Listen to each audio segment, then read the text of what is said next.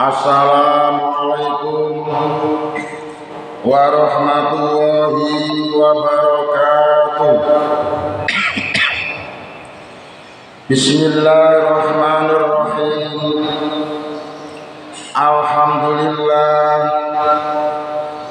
Alhamdulillahilladzi ahyana ba'dama amatana wa ilaihin nusyur. Wa ba'du an Abi Hurairah anna Nabiyya sallallahu alaihi wasallam qala la yaqulanna ahadukum fil ma'id da'imi alladzi la yajri thumma yaghtasilu fihi aw yatawadda'u minhu rawahul jama'atu.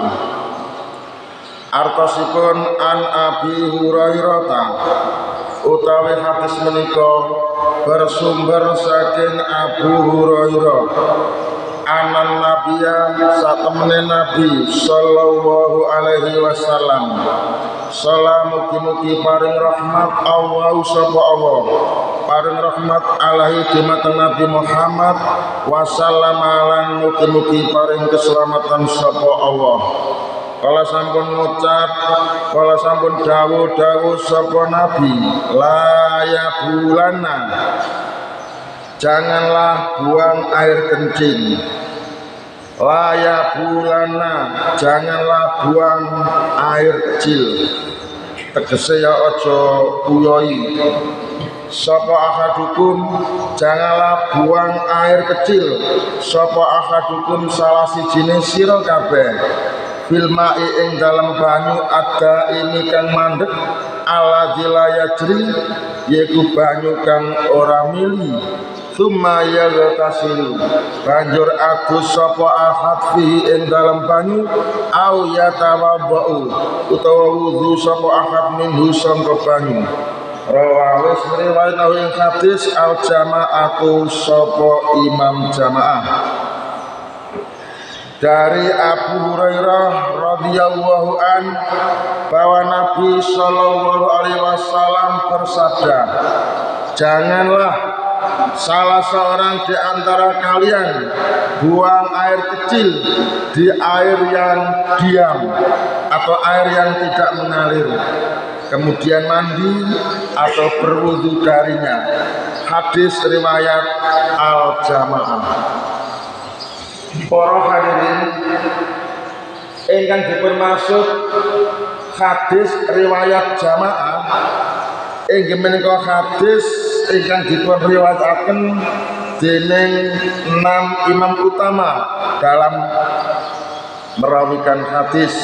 Inggih menika yang pertama Imam Bukhari, yang kedua Imam Muslim, yang ketiga Imam Abu Dawud, yang ketiga Imam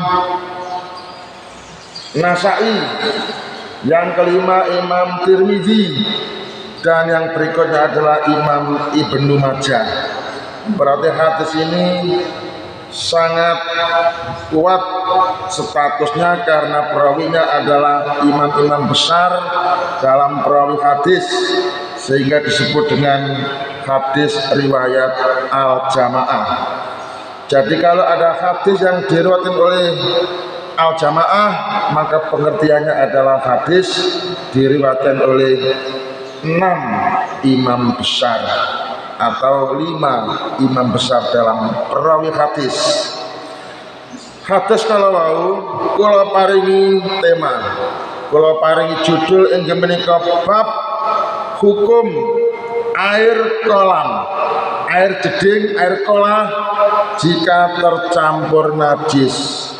Minggu kemarin yang kita pelajari inggih menika bahas masalah banyu sumur. Suci tak gak suci ya banyu sumur iku ya. Nek kapan kecemplungan barang najis. Lah sakniki beralih kepada memahami banyu jeding, banyu kolam, banyu jeding sing biasa bendina sampean damel adus banyu jeding sing biasa bendina samen damel wudu. Nah niki dibahas di dalam hadis niki, dibahas dalam ilmu fikih, dibahas apane, dibahas suci utawa gae banyu kolam tersebut. Nek kapan banyu jedeng iku suci, banjur sampean gawe wudu, ya berarti ono masalah, polahe wis suci. Persoalane lamun banyu jeding sing sampean damel adus, sing sampean damel wudu, juk-juk ana kecemplungan batang, mbok iku batang tikus, mbok iku batang kucing, dadak kejegur kola. Berarti banyu kola iku mau sing asale suci saiki kecampuran barang najis, jalaran kecemplungan batang tikus, batang kucing kejegur nak kono. Banjur nek kapan wis kedadian kaya ngene, iki kira-kira kepiye status banyu kola-kola wau? Suci apa enggak? Suci apa ora? Kena gawe wudu apa ora? Iki dibahas kersane jelas.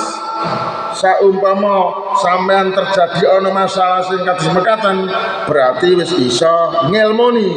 Oh iki kena gawe wudu, oh iki gak kena dasare ngene, gak kena dasare ngene, iki sing dikarno hadis menika. Hadis ini menjadi dasar kita, dasar untuk memahami persoalan hukum air, yaitu air kolam, air jeding, air kolah yang kemasukan barang najis. Tadi sing dibahas iki banyu kola sing kecampuran barang najis. Banyu kola yang kemasukan barang najis dibahas. Jika ada air kolam, jika ada air jeding, air kola yang asalnya suci, lalu kemudian kemasukan barang najis, apakah airnya itu tetap suci ataukah airnya berubah menjadi najis? Jika airnya tetap suci, berarti ya masih bisa digunakan untuk bersuci. Tapi sebaliknya, jika airnya itu sudah dianggap najis karena kecampuran barang najis, ya berarti tidak boleh lagi digunakan untuk bersuci. Orang Islam harus paham persoalan ini, karena setiap kita bersuci dengan air, karena setiap kita bersuci, air yang kita pakai adalah air kolam. Termasuk kula nek adus yang gawe banyu jeding, wudu yang gawe baju jeding, apa maneh kolahe kula niki cilik gak gedhi, berarti kemot banyune ya tambah saiki kolahe cilik kok. Iki tambah masalah. Jadi ketika kita mandi biasa, atau ketika kita mandi besar ya mandi jinabat, ketika kita berwudu adalah selalu menggunakan air kolam.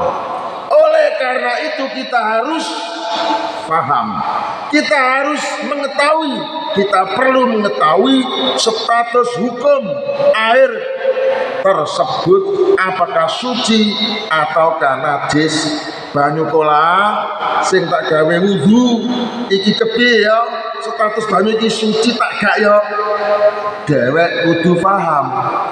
Air kolam itu berbeda dengan air sumur, berbeda dengan air sungai, berbeda dengan air laut. Air sumur mengalir dari sumber, air sungai mengalir dari hulu ke hilir. Air laut jumlahnya sangat banyak dan bergelombang, sementara air kolam tidak mengalir, mandek. Oleh karena itu air kolam termasuk air yang diam, air yang tidak mengalir, Maka dari itu kita dianjurkan untuk berhati-hati jika menggunakan air tersebut. Menggunakan air yang diam seperti air kolam ketika hendak bersuci, kita harus berhati-hati. Jangan sampai airnya itu tercampur dengan barang yang najis, karena kalau tercampur menyebabkan masalah dalam ibadah kita. Berhati-hati, bagaimana maksudnya? Maksudnya adalah kita harus bisa memastikan bahwa air yang kita gunakan untuk berwudu itu benar-benar suci dan tidak tercampur dengan barang najis sedikit pun. Nabi bersabda, janganlah salah seorang di antara kalian buang air kecil di air yang diam, atau buang air kecil di air yang tidak mengalir, kemudian mandi dan berwudu darinya. Hadis ini bisa kita pahami bahwa air kolam yang biasa kita gunakan untuk mandi dan berwudu itu harus kita jaga kesuciannya. Jangan sampai kecampuran barang najis apapun. Oleh sebab itu, jika sampai tercampur dengan barang najis, maka airnya menjadi ikut najis. Mengapa demikian? Karena air kolam itu airnya diam, airnya mandek, yakni tidak mengalir. Yo gak nyumber, yo gak mili, mandek, itu jenenge banyu kolam. Jadi air yang diam, yang tidak mengalir seperti air kolam, jika kecampuran barang najis, maka airnya menjadi ikut najis. Jelas? Nek kapan kola dewek kecemplungan batang tikus, kecemplungan batang kucing, kecemplungan batang kodok saumpama ngene iki berarti status banyune kolam tersebut menjadi status banyu sing najis.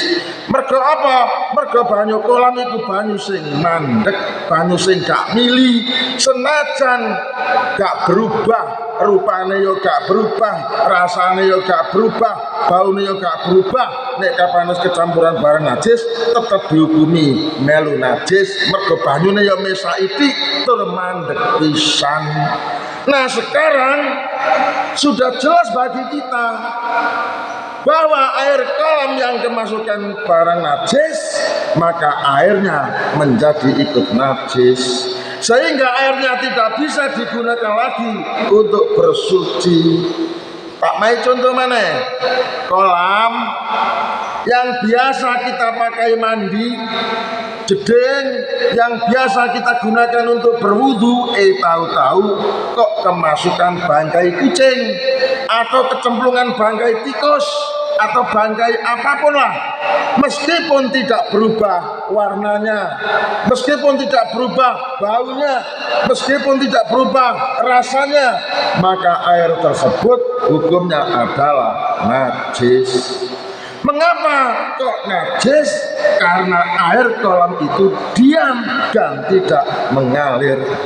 Agar kembali suci, maka solusinya air kolam tersebut harus dikuras seluruhnya, lalu diganti dengan air yang baru. Setelah itu barulah air kembali menjadi suci dan bisa digunakan untuk bersuci kembali. Jadi seperti itulah maksud hadis yang saya baca, ialah bahwa Rasulullah melarang, jangan kamu kencingi ya air yang mandek itu. Maksudnya jogon banyu sing gak mili, banyu sing mandek kok jogo. Dijogo apa nih? Dijogo kesuciane. Soalnya banyu ku ya digawe adus, ya gawe wudu, jogon aja sampai kecampuran barang najis. Dene kok terpaksa kecampuran barang najis, kuras. Banyune kok kuras, dibuang kabeh, diresiki, terus disanyi banyu sing anyar, baru menurut fikih air kolam tersebut bisa digunakan untuk mandi, bisa digunakan untuk wudhu karena status airnya sudah diganti dengan air yang baru atau status airnya sudah menjadi air yang suci dan bisa untuk bersuci. Terima kasih, sekian dan mohon maaf. Kami akhiri ihdinas siratal mustaqim. Assalamualaikum warahmatullahi wabarakatuh.